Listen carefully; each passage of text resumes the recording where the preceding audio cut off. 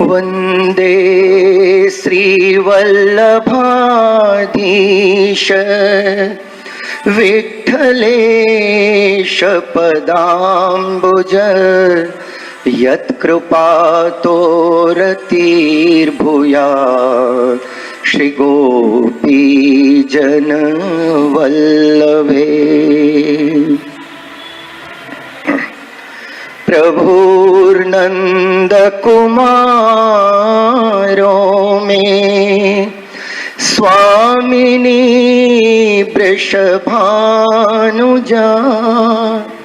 कृतार्थोऽहं कृतार्थोऽहं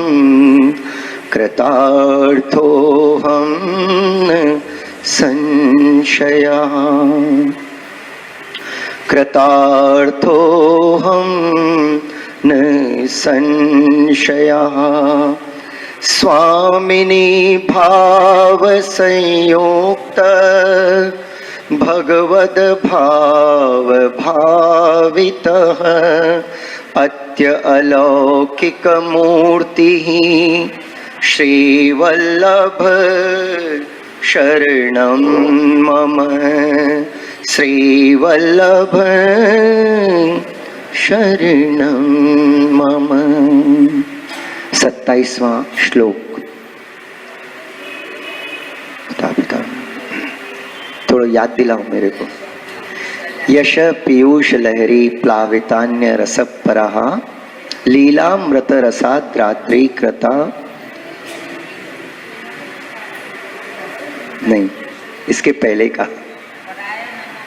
हाँ नहीं बोला।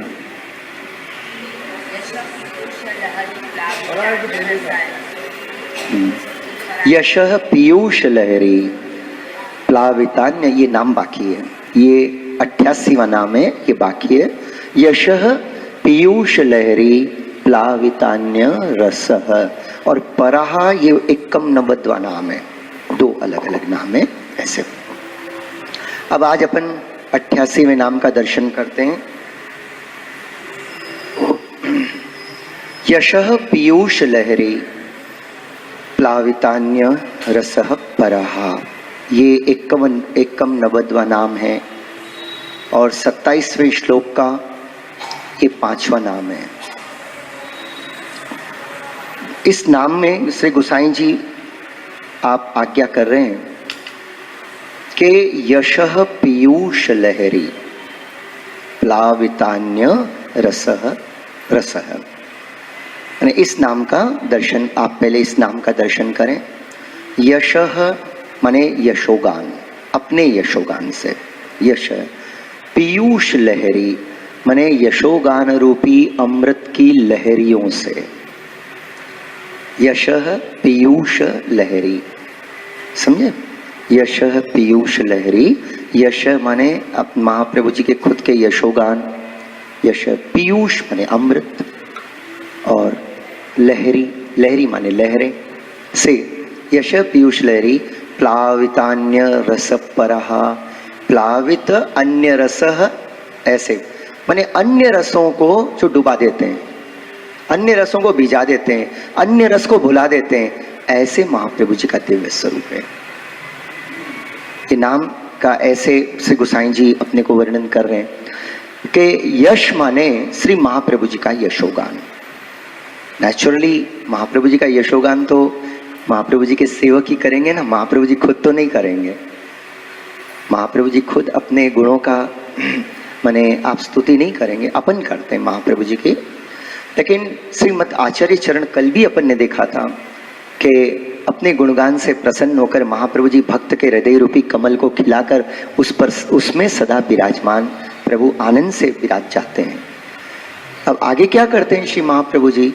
तो जिन भक्त के हृदय में श्रीमद आचार्य चरण विराज गए हैं वहां से स्व यशोगान सरष्ट हृदयाम, हाँ यही है, यशः पीयूष लहरी प्लावितान्य रसः, अन्य रसः, प्लावित अन्य रसः। प्लावित माने डुबा देना, प्लावित माने भिजा देना, भिगो देना। और क्या माने क्या डुबा देते हैं? अन्य रस, अन्य रसों को श्री महाप्रभु जी भुला देते हैं। माने अपने यशोगान से जब महाप्रभु जी के यश रूपी अमृत का गान जब जो करते हैं तो उनके हृदय में से अन्य रसों को महाप्रभु जी भुला देते हैं।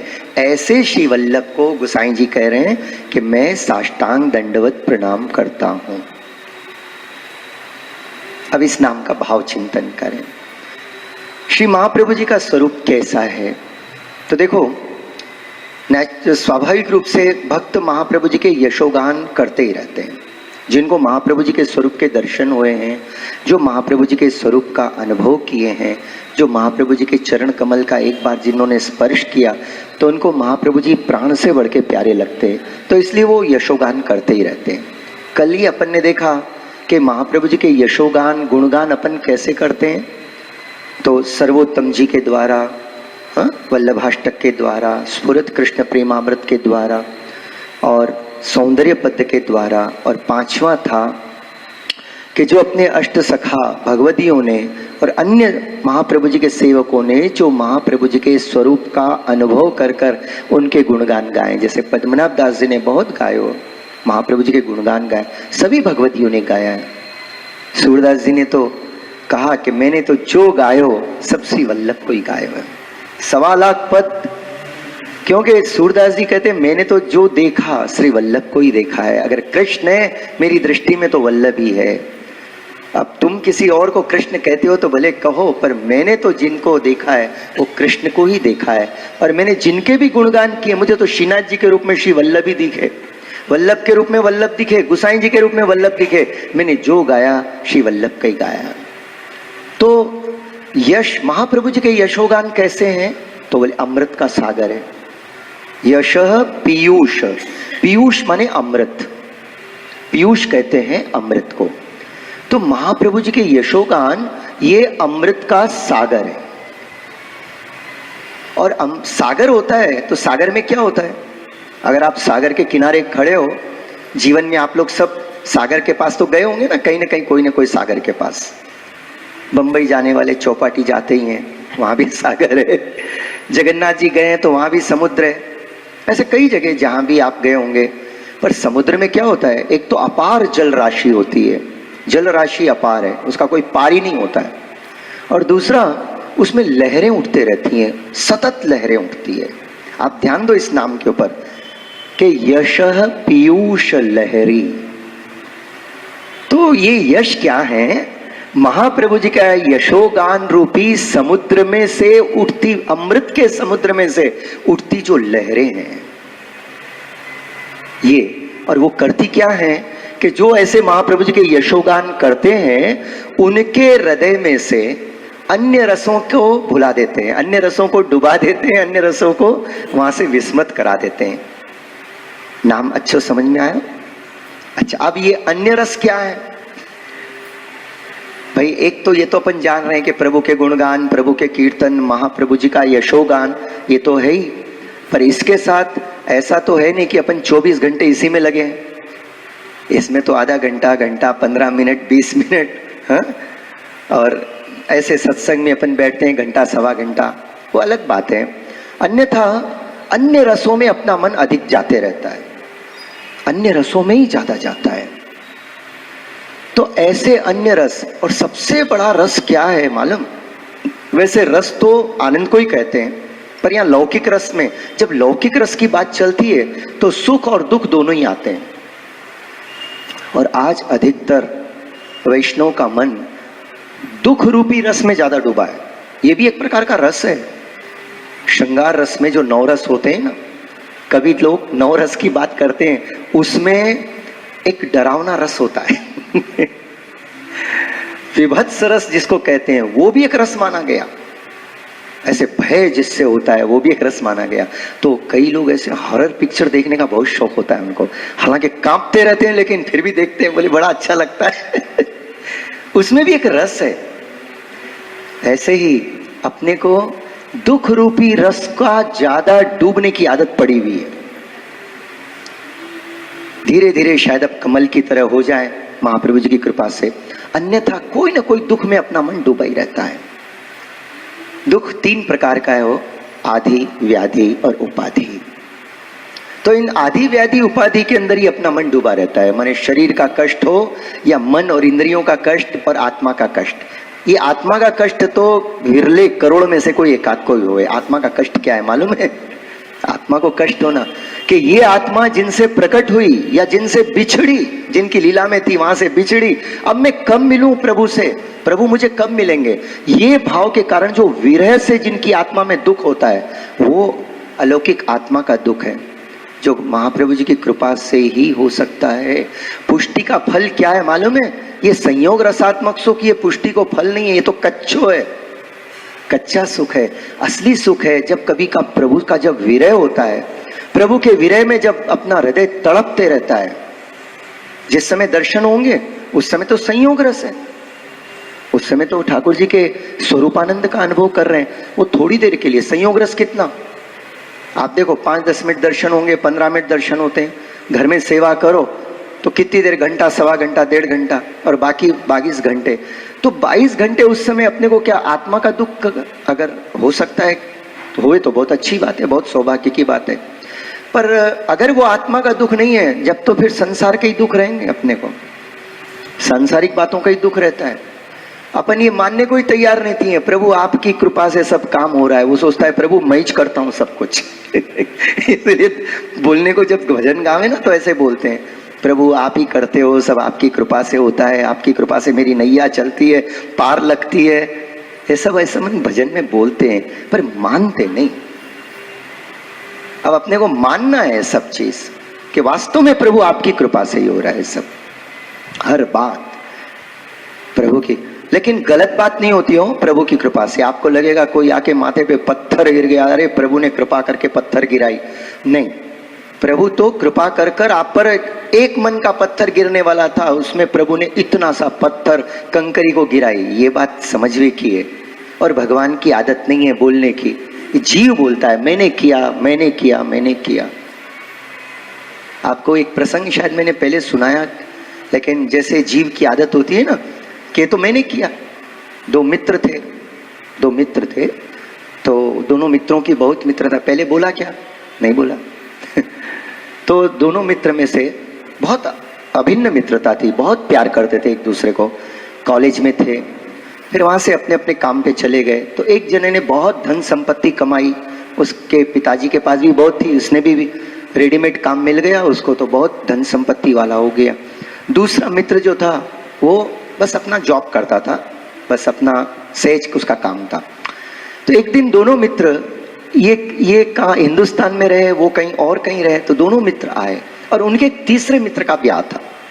इनका और एक मित्र था तो उसका ब्याह था।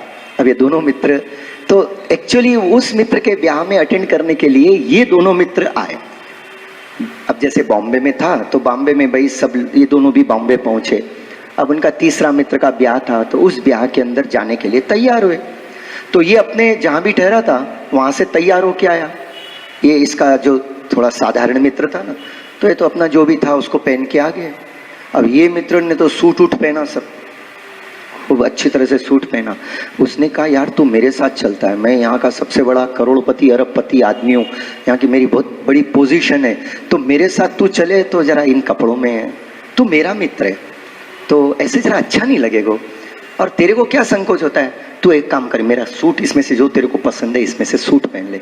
उसने कहा यार ठीक है, देख मैं सूट ऐसा तेरा दिया हुआ सूट पहनूंगा, मैंने सूट पहनने की आदत नहीं है, I will feel not so much comfortable to me, मेरे को जरा अनईजी हो जाएगा, मैं तो बस ठीक हूँ यार, इसमें क्या होने का है, चल मिल के आ जाते हैं, तेरा दोस्त है मेरा भी दोस्त है, कपड़ों की क्या बात है। इसने तो इनकार किया, उसने कहा नहीं नहीं यार मेरे को अच्छा लगता है, तो क्या मेरी खुशी के लिए इतना नहीं कर सकता। उसने कहा ठीक है भाई, अगर तू खुश होता है तो ला, तू दे दे, जो दे दे वो पहन लेता हूं। अब उसने पहन लिया। अब ये जो संपन्न मित्र था ना, और ये दोनों मित्र मिलकर पार्टी में गए, मैरिज की पार्टी में गए। अब जाने के बाद क्या हुआ कि ये बहुत दिन के बाद आया था। अब ये तो रोज मिलते रहता है, माने जो संपन्न मित्र था, तो दूसरे जो आए थे वो तो रोज मिलते रहते हैं, ये बहुत दिन के बाद आया, बाहर से आया था ये। तो इसको देखकर सब इसको रिस्पॉन्स देने लगे, अरे भाई कैसे हो, रमेश भाई कैसे हो, बहुत दिन के बाद मिले, अरे यार क्या जच रहे हो सूट में।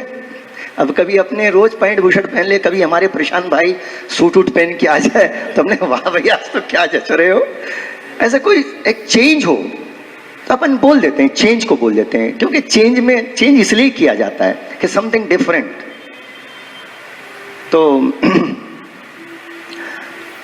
तो उसने ऐसे बात करें उसके साथ कैसे काम चल रहा है क्या। फिर वो कहते हैं, दोनों मित्र साथ में, संपन्न मित्र और वो साधारण मित्र दोनों साथ में, उसके बाद बोलते हैं, अरे यार आज तो क्या जच रहे हो। तो वो जो संपन्न मित्र था वो सोचा कमाल की बात है, सूट मेरा और सब तारीफ उसकी कर रहे, अप्रिशिएट उसको कर रहे। तो 2-4 बार जब लोगों ने जो मिला ऐसे ही करता, इसकी तरफ कोई देखता तक नहीं, इसको कोई कुछ भी नहीं बोल रहे, तो इससे रहा नहीं गया। तो फिर जहां गया तो मिलने के बाद जब दोस्तों ने ऐसे कहा तो इसने कहा, देखो बात ऐसी है, ये तो ऐसे ही आ रहा था, मैंने कहा तू मेरा सूट पहन ले, इसने जो पहना है ना मेरा सूट है। अब लोगों को ये बात समझ में नहीं आई।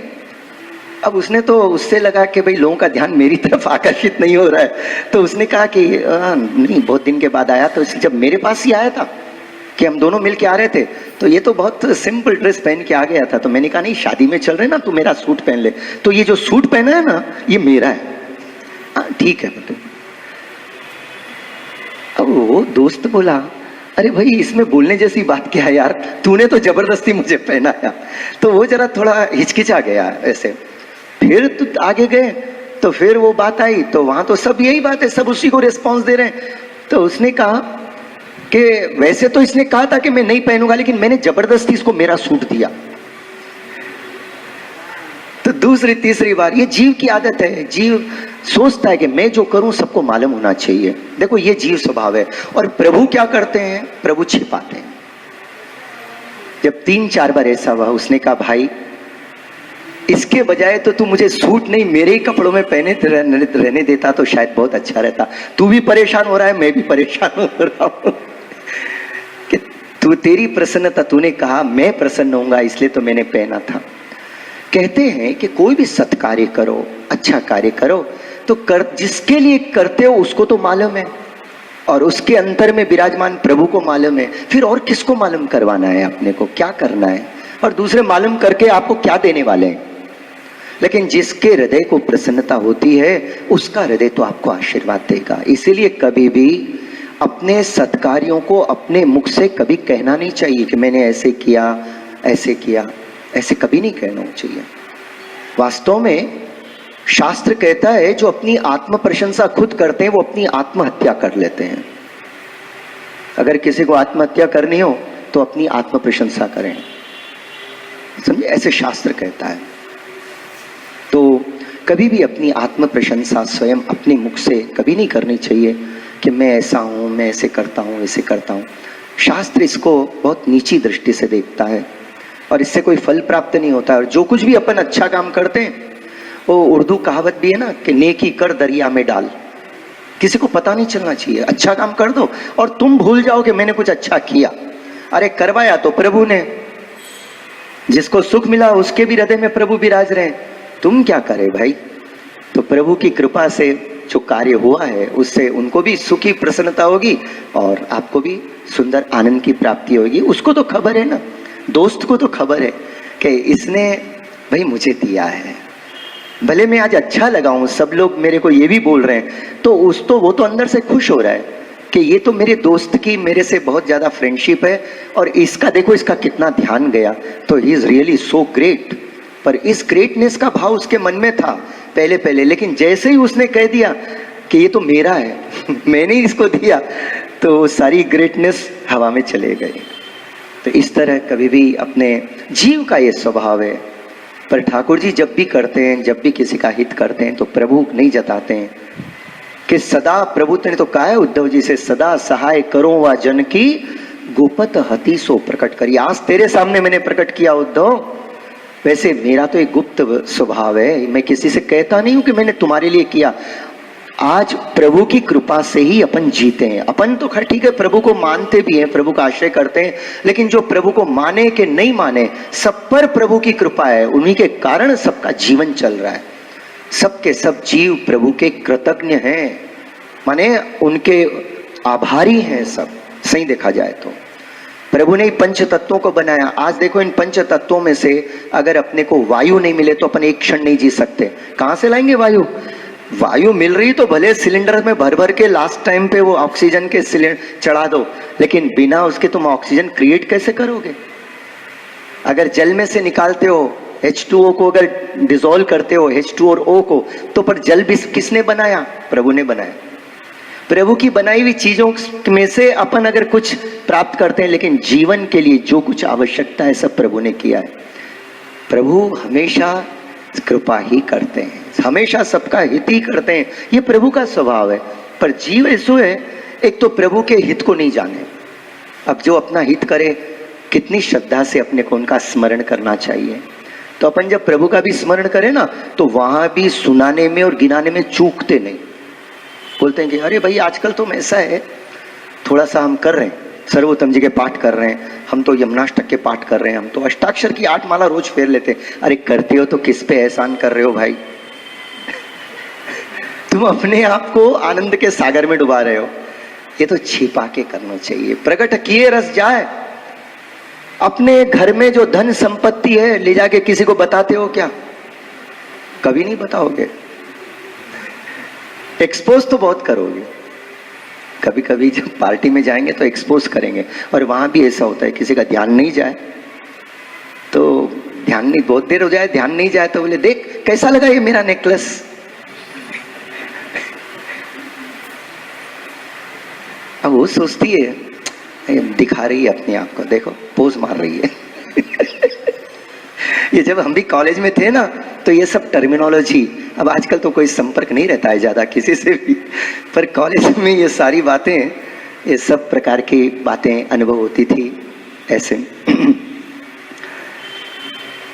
तो महाप्रभु जी का जो स्वरूप है, महाप्रभु जी के यशोगान है, वो ऐसे अलौकिक हैं कि अपने को संसार में रहते हुए अपने मन को जो आदि व्याधि और उपाधि रूपी जो दुख लगते हैं, उन रसों को भुला देते हैं। आप देखिए, आपका अनुभव रहेगा कि मन कितना ही दुखी हो, अपन कितने ही कष्ट का अनुभव करते हो, लेकिन जब कहीं ठाकुर जी के गुणगान होते हैं, जब प्रभु के गुणगान होए और अपन जब वहां जाकर बैठे, थोड़ी श्रद्धा से, एकाग्रचित से बैठो, आप अपने दुख को भूल जाओगे। प्रभु के कीर्तनन में, प्रभु के गुणगान में अलौकिक अमृत होता है। और इसका अनुभव गोपीजनों को बहुत है, अच्छी तरह से। और गोपीजन ने गोपी गीत में ये बात कही भी है। गोपी गीत के 9वें श्लोक में आप कहते हैं, गोपीजन कह रही हैं प्रभु से चंद्र सरोवर के ऊपर, गोपी गीत के प्रसंग में, तव कथामृतम तप्त जीवनम कविभिरीडितम कल्मषापहम श्रवणमंगलं श्रीमदाततं भुवि गृह्णन्ति ते भूरिदा जना। गोपीजन कह रही है, प्रभु आपकी जो कथा है, आपके जो यशोगान है, यही नाम चल रहा है ना अपना, यशः पीयूष लहरी। महाप्रभु जी के यशोगान, महाप्रभु जी और ठाकुर जी दोनों एक ही हैं, दोनों में कोई भेद तो है नहीं। हाँ, महाप्रभु जी स्वामी जी का स्वरूप है, ठाकुर जी के हृदय में विराजते हैं, और अभी आचार्य के स्वरूप में अपने पर कृपा करने के लिए, अपना उद्धार करने के लिए पधारे हैं यहाँ पर, लेकिन मूल में तो आप स्वामी जी का स्वरूप है। तो वहां आप और आपके सब सखियां मिलकर जब प्रभु से निवेदन कर रहे हैं, जब कहा कि हे प्राण प्यारे आप दर्शन दो, तो ठाकुर जी ने कहा तुम तो खाली मुख से ही बोलते हो, अगर सचमुच तुमको मेरे से इतना प्रेम होता तो मेरे विरह में तुम्हारे प्राण टिके कैसे रखते। तो सखियों ने कहा, गोपीचंद ने कहा कि प्रभु ये प्राण तो कभी के निकल जाते थे, ये प्राण तो कभी के चले जाते, परंतु आपकी जो कथा है ना, वो अमृत स्वरूपा है। और वो हमारे प्राण निकलने नहीं देती है। आपकी जो कथा है तव कथामृतम, आपकी कथा, आपका यशोगान ये अमृत स्वरूप है। प्रभु जैसे आप में 6 गुण है ना, 7 गुण, ये 6 गुण को धारण करने वाला जो 7वें प्रभु स्वयं धर्मी स्वरूप, तो उनके 6 गुण कौन से हैं? धर्मी स्वरूप प्रभु के 6 गुण माने 6 धर्म कौन से हैं? ऐश्वर्य, वीर्य, यश, श्री, ज्ञान और वैराग्य। ये 6 गुण, और ये 6 गुण को धारण करने वाले स्वयं प्रभु माने ऐसे सप्त धर्मी प्रभु जिनको धर्मी स्वरूप कहा गया, वो उनमें और ठाकुर जी की लीलाओं में कोई भेद नहीं है। गोपीजन अपना अनुभव बता रही हैं कि जानते हो प्रभु, नहीं तो आपकी याद करते करते हमारे तो प्राण जब ही निकल जाते, पर जब भी निकलने की तैयारी होती है आपकी कथामृत चालू हो जाता है। कोई ना कोई सखी आकर कहने लग जाती है, विष जलाप्ययात्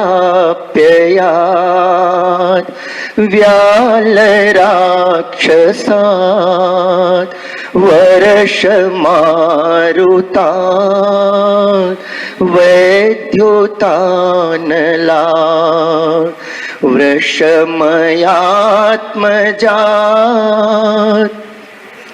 विश्वतो भयात् वृषभते वयं रक्षितामुः जयति तेधिकं जन्मना ब्रज श्रयत इन्दिरा शश्वदत्रयी दयितद्रश्यतां दीक्षुतावकास्त्वयि धृतासवस्त्वां विचिन्वते शरदुदाशये साधुजात सरसिजोदर श्रीमुषादृशा सुरतनाथ ते शुल्कदासिका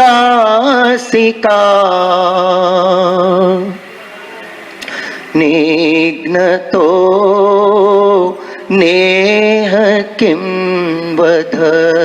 पूरे 19 प्रकार के गोपीजनों ने 19 श्लोकों में प्रभु की स्तुति करते करते वहां बीच में 9वें श्लोक में कह रही हैं कि प्रभु असल में हमारे प्राण तो तभी चले जाते, आपके बिना कौन अपना प्राण रख सकता है जिसको आपका विछो हो जाए, परंतु ये प्राण हमारे क्यों टिके हम आपको बताएं प्रभु कि एक दूसरे की सखी जब बहुत विरह काष्ठापन्न होकर माने मृत्यु स्थिति में जब आ जाती है, तब दूसरी सखी इसलिए उसके जीवन टिकाए रखती है। पलकांतर विरह जिसको होता है, प्रभु के दर्शन करते करते जिनकी पलक ऐसे होकर ऊपर उठे, उसमें उनको कितने युग का विरह हो जाए अपन शायद कल्पना भी नहीं कर सकते कि कितना दुख उनको प्रभु के एक पलक नीचे गिरने में, प्रभु के जो दर्शन में अंतराय आता था वो होता है।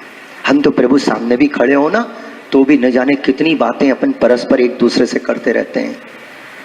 हाँ वैष्णव देखो, एक बात की मैं विनती करूं कि जब अपनी भगवद वार्ता हो जावे तुरंत ठाकुर जी के कीर्तन चालू होते हैं। जब अपने पूज्य आदरणीय मुखिया जी जब बैठकर कीर्तन करने थे तो उस टाइम पर तुरंत जब भी ठाकुर जी के कीर्तन होए अपनी आवाज अपन कोई प्रकार की बातचीत नहीं करनी। जब कीर्तन होते हैं, प्रभु के यशोगान होते हैं, उस समय अपन कोई प्रकार की बात नहीं करनी चाहिए। ये मर्यादा है, ये प्रभु के गुणगान की मर्यादा है।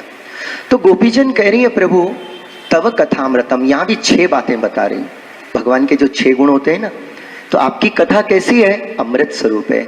महाप्रभु जी के गुणगान कैसे हैं? अमृत स्वरूपात्मक है।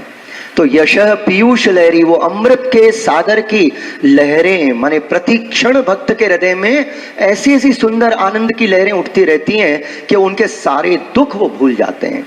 कोई कितना ही दुखी क्यों नहीं हो, संसार के दुख से तृप्त और संतृप्त जो है, तीनों प्रकार के दुख से दुखी व्यक्ति जब भी ठाकुर जी के गुणगान करें या ठाकुर जी स्वरूपात्मक श्री वल्लभ के गुणगान करें तो उसका हृदय आनंद से भर जाता है। ये तो अनुभव अपने जैसे साधारण वैष्णव का भी है।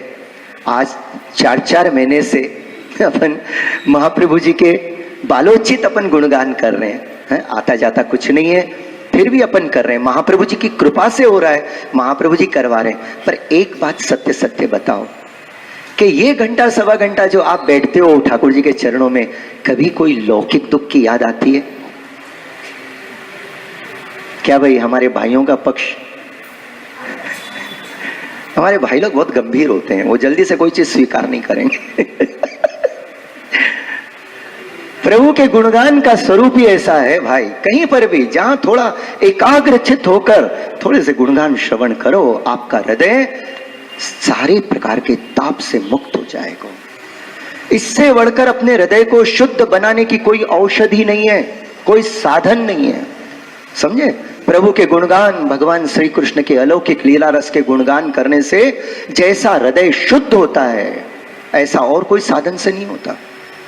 और दूसरी बात, एक तो हृदय तो शुद्ध होता ही है, और दूसरी बात अपने जीवन के जो दुख हैं, आदि भौतिक, आध्यात्मिक और आदि दैविक दुख, आगे गोपीजन बताएगी। देखो अपन एक एक पद का जैसा जरा दर्शन करें।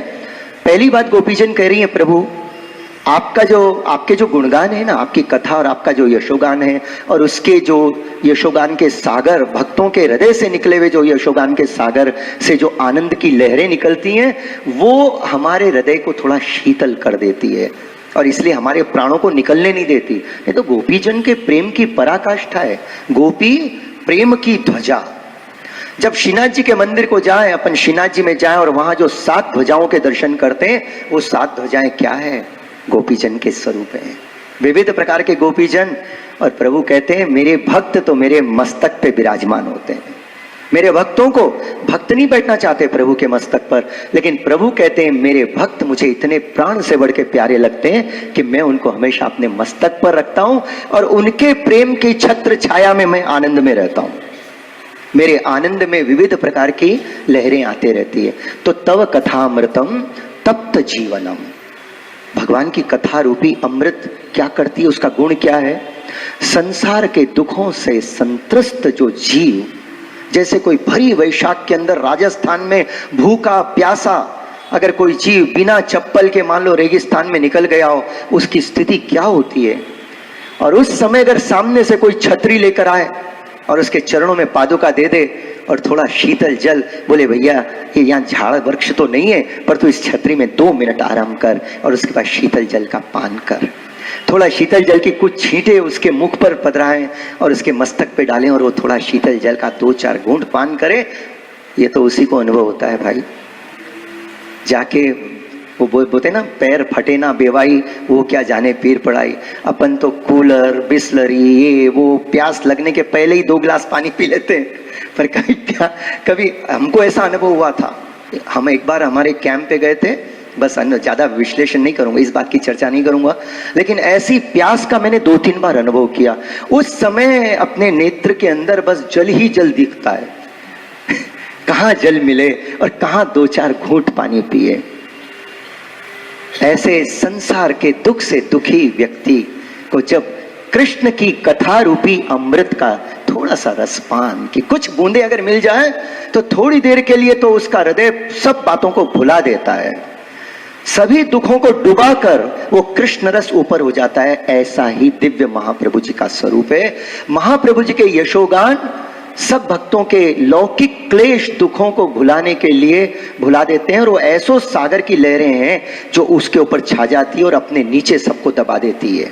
ऐसा महाप्रभु जी के यशोगान है और जो आनंद का अनुभव होता है। इसलिए मैंने आपसे कहा था कि अपन आज 3-3, 4-4 महीने से बैठे हैं, तो भाई ये जो थोड़ी देर बैठते हैं जैसा भी हो, पर अपने को कोई लौकिक दुख याद आते हैं क्या? कोई याद नहीं आया, सब भूल जाते हैं। और इतना ही नहीं, यशोगान होने के बाद भी थोड़ी देर तक वो अलौकिक नशा रहता है। घर गए तो भी वो नशा रहे। हाँ, ये भी मैं अपने अनुभव की बात बता रहा हूं, आपके अनुभव को आप जानो। मन में वही बात चलते रहती है, कैसे महाप्रभु जी का स्वरूप है, कैसे आपके सुंदर आपका दिव्य स्वरूप है। तो मुझे लगता है जब मेरे को ऐसा हो रहा है तो आपको क्यों नहीं हो रहा होगा, क्योंकि अपने को सबको तो महाप्रभु जी कृपा करके थोड़ा सा गुणगान करवा रहे हैं ना, महाप्रभु जी करवा रहे हैं, तो आपको और हमको सबको एक जैसा ही करवा रहे हैं, तो हमें ऐसा आनंद आवे तो आपको भी आवे। सुनते समय त्रिताप का नाश हो जाता है और सुनने के बाद मन आनंद के आवेश में रहता है। कभी कभी तो ये आवेश 24 घंटे चलता है, कभी कभी रात्रि भर चले, ऐसा ये भगवत यश का आवेश है। तो प्रभु के गुण क्यों, कारण क्या है कि ये जो प्रभु के यशोगान हैं, हाँ, महाप्रभु जी ठाकुर जी के जो यशोगान हैं, ये वास्तव में कैसे हैं, अमृत स्वरूप है, आनंद रसात्मक स्वरूप है, और तप्त जीवों को परम आनंद देने वाले, परम सुख देने वाले। तप्त जीवनम, ऐसे दुखी लोगों का तो ये वास्तव में जीवन है। किसी को भी आदि व्याधि उपाधि हो, शरीर का कष्ट हो, मन का कष्ट हो, इंद्रियों का कष्ट हो, तो जो भी आपको उपाय करने भले आप करें, लेकिन सबसे पहले थोड़ी देर के लिए ठाकुर जी का ध्यान करो, ठाकुर जी के नाम का स्मरण करो, प्रभु के लीलाओं का स्मरण करो, कोई भी प्रभु की एकाध लीला या एकाध कीर्तन का गान करो। हाँ, आपके हृदय को इतना आनंद आएगा, सारे दुख आप विस्मृत कर लोगे। महाप्रभु जी का कोई नाम लेकर, कोई भी नाम लेकर आप अगर 2-4 मिनट भी स्मरण करो तो आपको जैसे इतना आनंद आएगा, इतना आनंद आएगा कि आपके जीवन में जो भी ताप है ना, आप थोड़ी देर के लिए तो भूल जाओगे। और दूसरी बात, अगर आपको चित्त प्रभु के चरणों में लगा हुआ ही है, महाप्रभु जी के चरणों में लगा है, तो फिर थोड़ी देर क्या है, स्मृति मात्रार्थी नाशनाय नमः, महाप्रभु जी का स्मरण करने से ही अपनी आरती माने दुखों का नाश हो जाता है। बाकी सारा जगत जिसके लिए महाप्रभु जी कहते हैं नमो तस्मय भगवते कृष्णाय अद्भुत कर्मणे रूप नाम विभेदेन जगत क्रीडति हो यथा, सारे के सारे स्वरूप चर अचर जो भी हैं सब मेरे कृष्ण के रूप हैं, और कृष्ण, सारा जगत कृष्ण में है। तो इसकी चिंता अपन क्यों करें, कृष्ण की चिंता करते हैं क्या, कृष्ण की चिंता नहीं करनी। भगवान श्री कृष्ण ने तो यही कहा, वो तो यही कहते हैं माम शुच, तो सारी चिंता को छोड़। तो ये जगत की अपन बोलते हैं हम कृष्ण की चिंता तो नहीं करते, हम तो जगत की चिंता करते हैं, हमारे स्त्री पुत्र की चिंता करें। तुम्हारे स्त्री पुत्र कौन है भाई, वो भी ठाकुर जी का ही स्वरूप है। हाँ, जिनके पति नहीं रहते क्या उनकी स्त्रियां सुखी नहीं रहती है बाद में, ठीक है, पति को याद करके उनके अश्रु भर जाते हैं नेत्रों में, कभी ऐसा हो जाए तो, लेकिन ठाकुर जी को याद करके तो उनका जीवन तो टिका रहता है प्रभु के याद से। देखो एक बात याद रखियो, सुखदेव जी महाराज बार बार ये बात कहते हैं कि मनुष्य जीवन की सफलता क्या है, किसी के जीने मरने से आपके सौभाग्य के ऊपर कोई बाहर को कोई फर्क नहीं पड़ता है। मनुष्य जीवन की प्राप्ति वस्तुतः हुई है तो ये कोई लौकिक जीवन में जाके झंडे गाड़ने के लिए नहीं हुई अपनी, क्या आपने, और मैंने तो कहा ना अपने पीछे कोई याद भी नहीं करने वालों है अपने को, लेकिन ऐसा नहीं, बल्कि जो वस्तु या जो बात अपने को कोई साधन से नहीं मिलती है उसको प्राप्त करना ही सबसे बड़ी समझदारी है।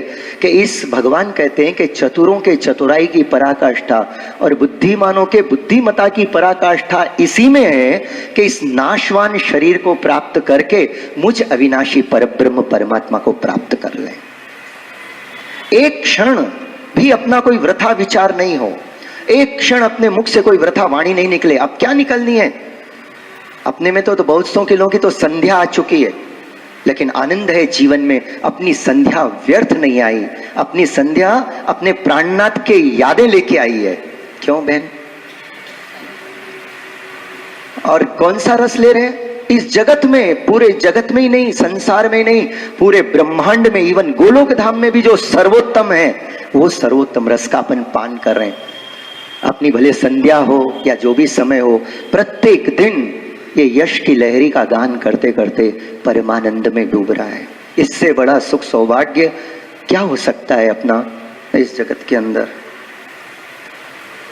सबसे बड़ा सौभाग्य अपने को प्राप्त हुआ कि श्रीमद आचार्य चरण भूतल पे पधारे हैं, और आचार्य चरण की कृपा से ये ऐसा परम सौभाग्य अपने को प्राप्त हुआ कि अपन आपके यशोगान करते हैं और आपके यश गाते हैं। थोड़ा इस नाम के स्वरूप में अपन एक पद का स्मरण कर लें, महाप्रभु जी की बधाई को जितना भी समय रहे। जरा थोड़ा बाबू इधर आ जा बेटा, थोड़ा इसको पकड़, आ जाइए जरा।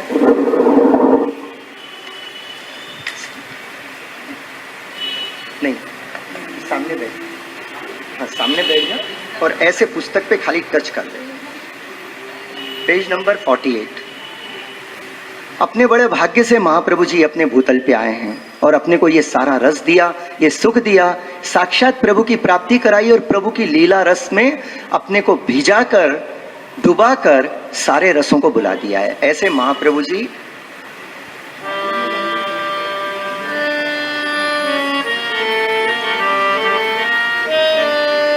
भाग्यन वल्लभ भूतल आए, भाग्यन वल्लभ भूतल आए, कर करुणा लक्ष्मण ग्रह कली में, कर करुणा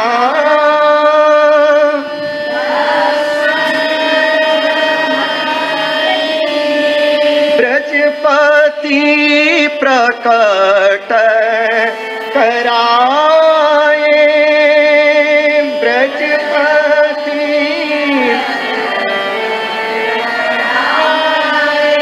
भाग्यन वल्लभ भूतल आए, भाग्यन वल्लभ भूतल आए, चिंता तजो भजो इनके पद, चिंता तजो भजो इनके पद, महापदारथ पाए, महापदारथ पाए, दास जनन के सकल मनोरथ, दास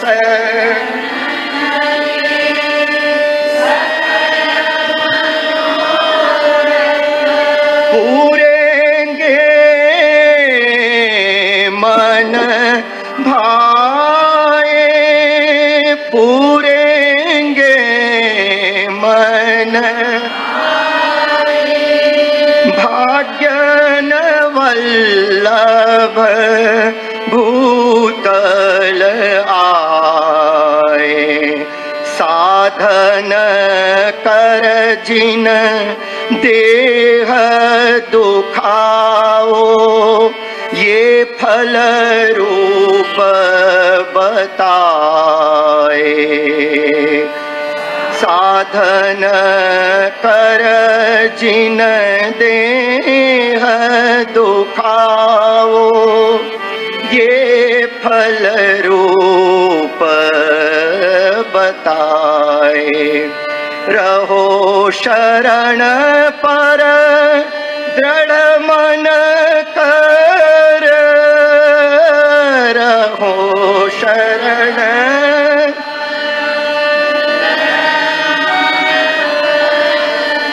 सब अब आनंद बधाए, सब अब आनंद बधाए, भाग्यन वल्लभ भूतल आए, तन मन धन न्योछावर इन पे, तन मन धन न्योछावर इन पर, कर क्यों न दे हो उड़ाए, कर क्यों न दे हो उड़ाए, रसिक सदा बड़भागी ते जन रसिक सदा बड़भागी ते जन जे श्री वल्लभ गुण गाए जे श्री वल्लभ गुण भाग्यन वल्लभ भूतल आए भाग्यन वल्लभ भूतल आए।